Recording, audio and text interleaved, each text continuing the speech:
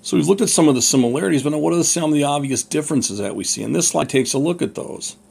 Some of the obvious differences that we see from our reading of Josephus and our knowledge of Christ. The Essenes were obsessed with ritual purity. Not just baptism, but the idea of ritual purity and bathing. They bathe 3 times a day in some cases, as described by Josephus. And for every action, they have a purity ritual that has to follow.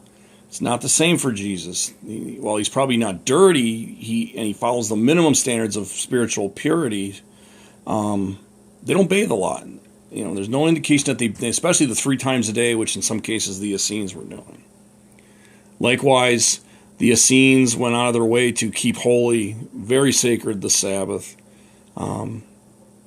That's not to say that Jesus didn't, but there are lots of stories in Scripture and lots of texts which talk about Christ being chastised and scolded for violating the Sabbath laws.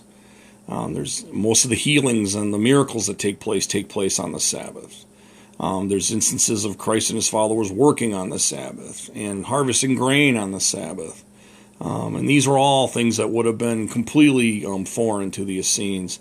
And then, of course, there's Jesus' use of the term in the scripture from Daniel in which the Sabbath was made for man, not man for the Sabbath, which the Essenes would not have agreed with. The Essenes were highly ascetic to the nth degree.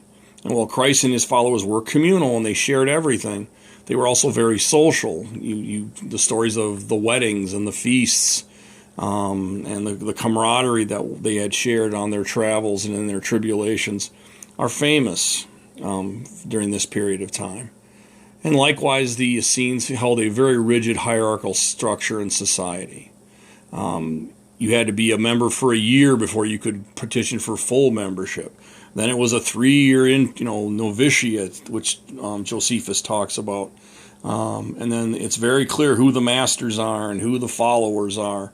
It's not the same with Jesus. They're travelers. They're almost mendicants. They're traveling from town to town preaching.